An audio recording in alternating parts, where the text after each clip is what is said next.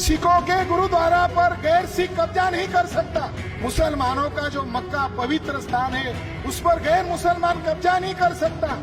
तो बोध गया जो बिहार में है वो अंतर्राष्ट्रीय प्रेरणा स्थल है, उसके ऊपर ब्राह्मणों का कब्जा क्यों है? जैसे चांद एक है दुनिया में, जैसे सूरज एक है दुनिया में, उसी तरह दुनिया में बुद्ध गया भी एक ही है। एक कमरे में शिवलिंग बिठा है आज महाबोधि महाविहार के अंदर। दूसरा इसके साथ जो जुड़ा हुआ मामला है वो बुद्ध गया का मामला है। इतना महत्वपूर्ण मुद्दा है, जैसे चांद एक है दुनिया में, जैसे सूरज एक है दुनिया में, उसी तरह दुनिया में बुद्ध गया भी एक ही है। सिखों के गुरुद्वारा पर गैर सिख कब्जा नहीं कर सकता। मुसलमानों का जो मक्का पवित्र स्थान है उस पर गैर मुसलमान कब्जा नहीं कर सकता। वहां गैर मुसलमान टूरिस्ट के नाम पर भी नहीं घुस सकता। कब्जा तो दूर की बात है। पोप के अलावा ईसाइयों के अंतर्राष्ट्रीय धर्म स्थल पर कोई नियंत्रण नहीं कर सकता। तो बोध गया जो बिहार में है वो अंतर्राष्ट्रीय प्रेरणा स्थल है, उसके ऊपर ब्राह्मणों का कब्जा क्यों है? महाबोधि टेम्पल एक्ट 1949 पंडित जवाहरलाल नेहरू ने बनाया।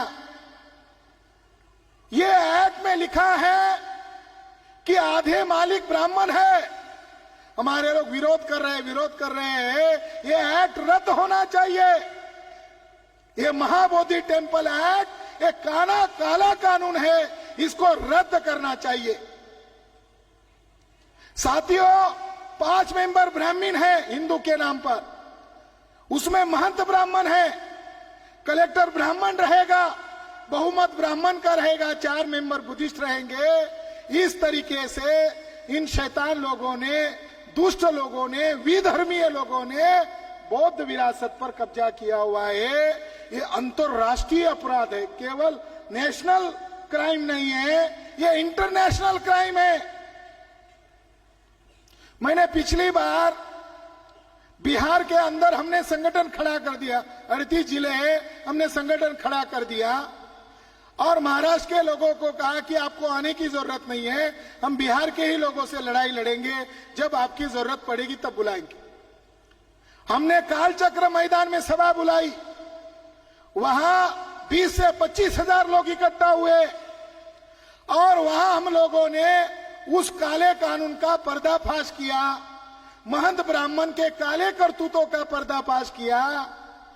और मेरे मन में आया कि काश मैं आज ये काला कानून जला दूं तो मेरे साथी ने कहा आपके ऊपर एफआईआर होगा, आपको तुरंत बिहार की पुलिस अरेस्ट करेगी।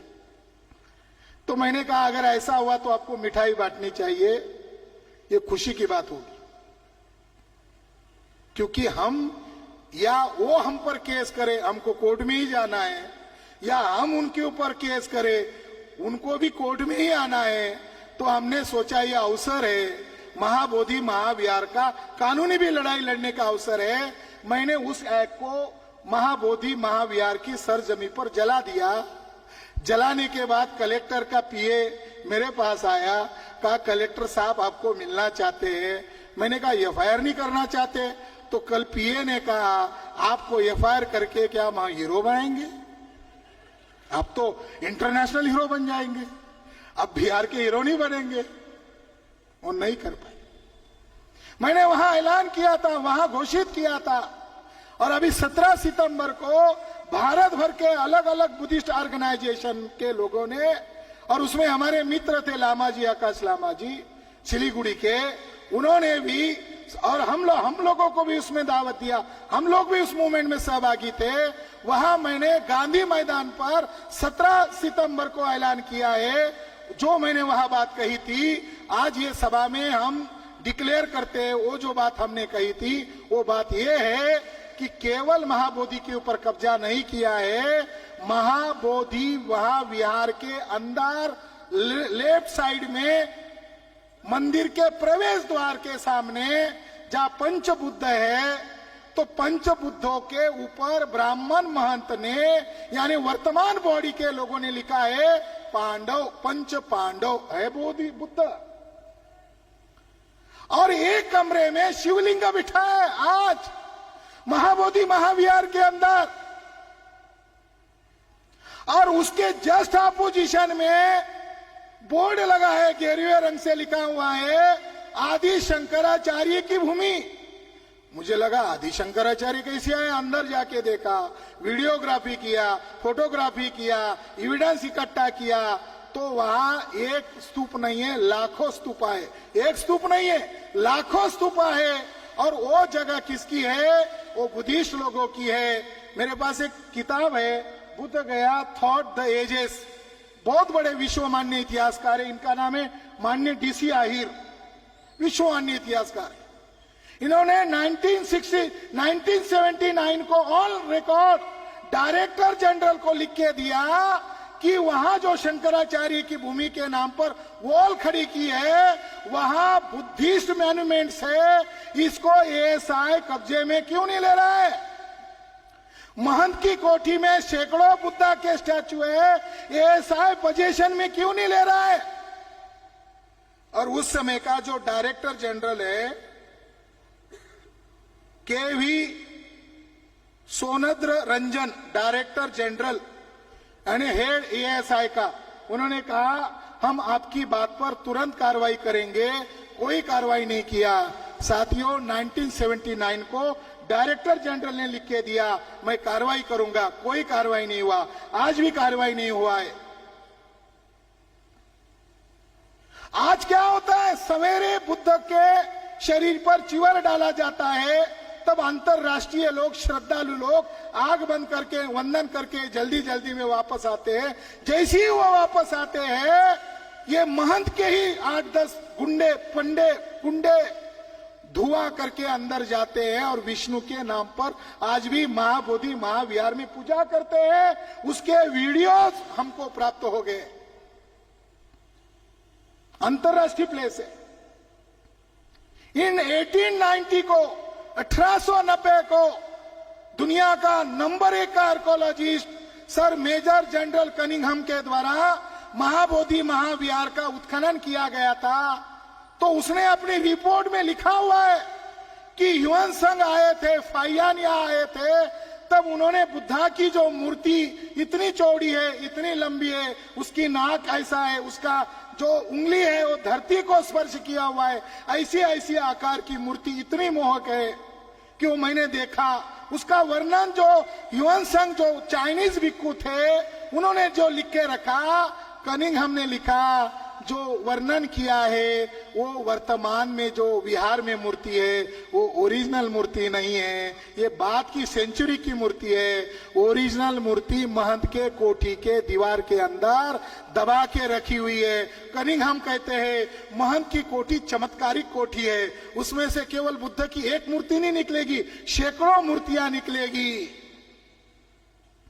और उन्होंने दुख के साथ कहा है न जाने कब भारतीय लोग जग जाएंगे, भारत के मूल निवासी जग जाएंगे और अपनी विरासत पर दावा करेंगे। उन्होंने कहा अशोका का इंस्क्रिप्शन का टुकड़ा महंत के किचन में है।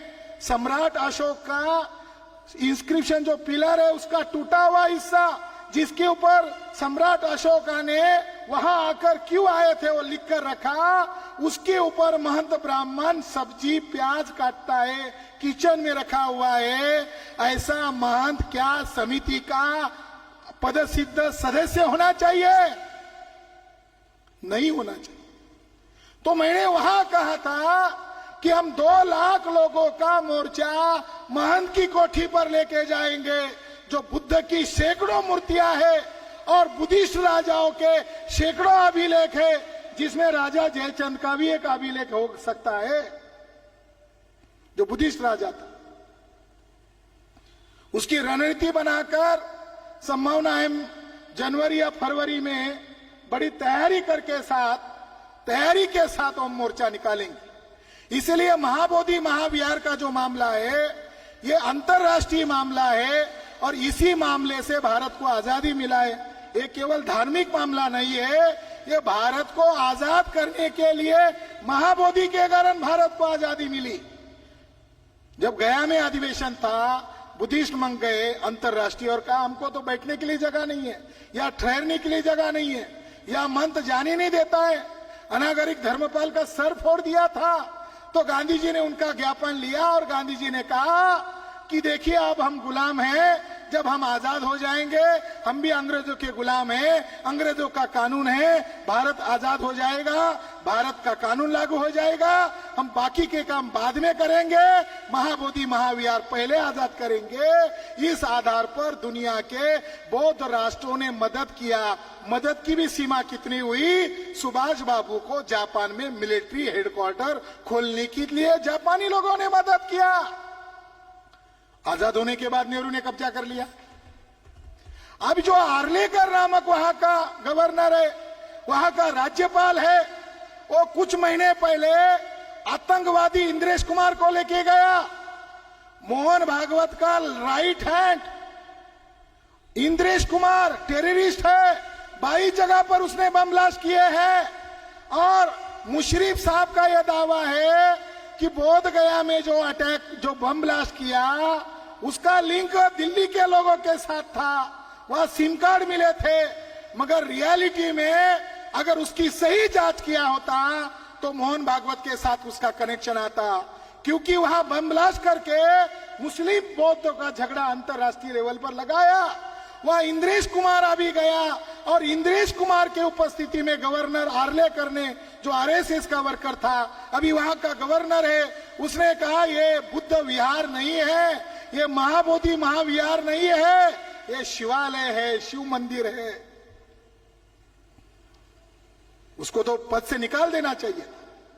इसीलिए आज वर्तमान में महाबोधि महाविहार की किस तरीके से बदनामी हो रही है, किस तरीके से वहां जुल्म बढ़ रहा है, इसके खिलाफ हमें आंदोलन करना होगा।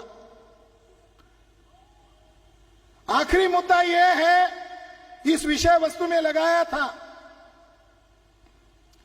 मौर्य काल के स्तूप विदर्भ में सबसे ज्यादा मिले। एक बोन में मिला, बुल्ढाना जिले में, जिसके ऊपर गडकरी ने पैसा देकर, नितिन गडकरी ने पैसा देकर जीगांव धरन प्रकल्प जो अधूरा पड़ा था, नितिन गडकरी ने कहा वो जीगांव धरन प्रकल्प बनने दो, क्योंकि नितिन गडकरी को मालूम था जैसे ही ये अशोक का विरासत सामने आएगा, 10 किलोमीटर अंतर पर शेगांव है, शेगांव यानी चिलिम वाले बाबा हवा में उड़ जाएंगे और दुनिया के लोग वहां इकट्ठा हो जाएंगे।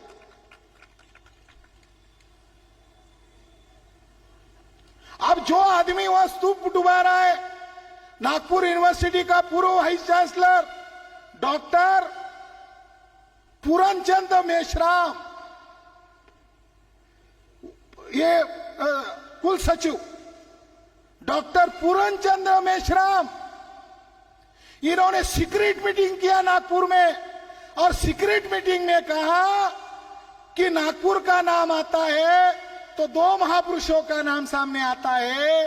एक का नाम है बाबा साहब अंबेडकर और दूसरे महापुरुष का नाम है नितिन गडकरी, पूरनचंद्र मिश्रा।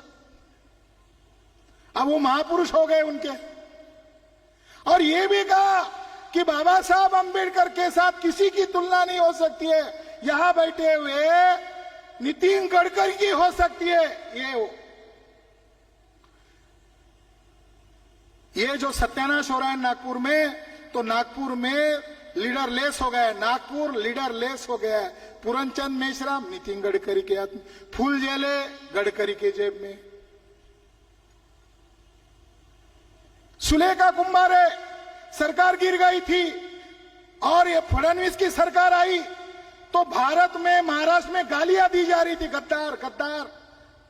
तो फडणवीस को यहां बुलाकर सत्कार किया गया सुलेखाताई कुंभार ने।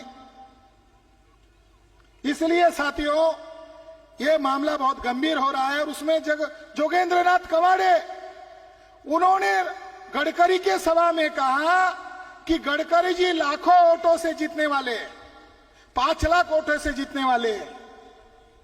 इस आधार पर अगर नागपुर में ये लड़ाई लड़ी जाए, ऐसी उम्मीद नजर नहीं आ रही है। जो अपने आप को शेर कहते थे, पैंथर कहते थे, अब इनके गले में रस्सी बांधी गई है। ये लड़ाई लड़ने वाले नहीं है। दो मुद्दे इसके साथ जोड़े थे, मैं 1 मिनट में वो बताता हूं। एक मुद्दा है पौनी का स्तूप, जिसके अंदर तथागत बुद्ध के दांत के धातु है। 1969 में एएसआई के द्वारा उसका उत्खनन किया गया। उसकी रिपोर्ट में यह बात दर्ज है कि 3 स्तूप पौनी में है और 1 स्तूप के ऊपर ब्राह्मणवादी लोगों ने जगन्नाथ टेम्पल बनाया है। वो स्तूप कितना बड़ा है, तो वो जो जोशी थे उन्होंने लिखा है, आर्कोलॉजिस्ट ने, सांची से भी बड़ा स्तूप पौनी में है। उन्होंने लिखा है सांची के स्तूप से भी बड़ा स्तूप पौनी में है। सारा रिपोर्ट कह रहा है बुद्धिस्ट है, मगर उसको नियंत्रित कौन कर रहा है? आरएसएस के लोग कर रहे हैं। आरएसएस से जुड़े हुए एएसआई के लोग कर रहे हैं। अगर हम लोग उस मंदिर को, पहले वो जनपद था बुद्ध काल में, वहां इतनी सामग्री मिली है कि मैं एएसआई के ऑफिस में गया था सामग्री देखने के लिए, तो मुझे एएसआई के अधिकारी ने लज्जित होकर कहा, आप देखना चाहते हो, हम दिखाना नहीं चाहते। मैंने कहा क्यों? तो उन्होंने कहा इतना सामग्री ऑल इंडिया में कहीं पर भी नहीं मिला, वो एडम के वहां पर मिला है। हम गोडाउन में उसको छुपा के रखे हुए, उसको दिखाने के लिए 10 मंजिल बिल्डिंग खड़ी करनी होगी। भारत सरकार हमको पैसा नहीं दे रहा है। इतनी बड़ी सामग्री अमरेंद्र नाथ ने 1992 को उत्खनन किया, उसके बेस पर वो डायरेक्टर जनरल बन गया। कितना उसको ऊंचा ओहदा मिला।